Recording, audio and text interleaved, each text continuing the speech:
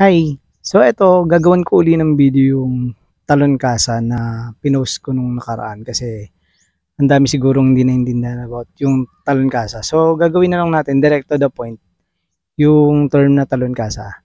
Ang talon kasa kasi, ang ginagawa kasi dyan is yung meron taong maglo-loan dun sa mga motorcycle dealers. Tapos magda-down payment lang yan. After mag-down payment, hindi niya na talaga babayaran totally yung motor na kinuha niya. So dahil nga nakapangalan naman sa kanya yon, pag binenta niya yon, so pwede niya kasing ibenta. Kaso syempre sasabihin niya, iniantay pa yung ORCR, so maraming dahilan yun.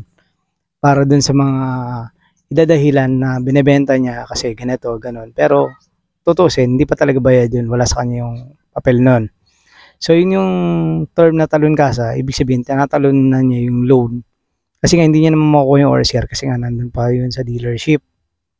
So talagang balak niyang i-evade yung pagbabayad dun sa kasa at hindi niya talaga makukuha yung papeles nun. So ang magiging biktima dun yung bibili. Kasi nga yung papel nun nandun pa sa kasa mismo. So yun lang yun. Kumbaga kung bibili ka ng talon kasa kaya mura yun.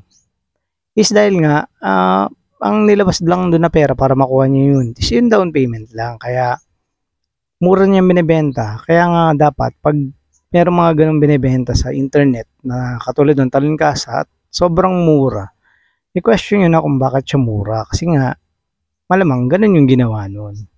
Yun, dinarek ko na ganun lang talaga yung talon kasa. Or minsan, ang ginagawa naman nila, gumagamit sila ng ibang tao or minsan pinoforge nila yung identity nila para makakuha sila ng motor. Tapos ganun, ibebenta rin nila. Yun nga, ilalabas lang nila pang down payment.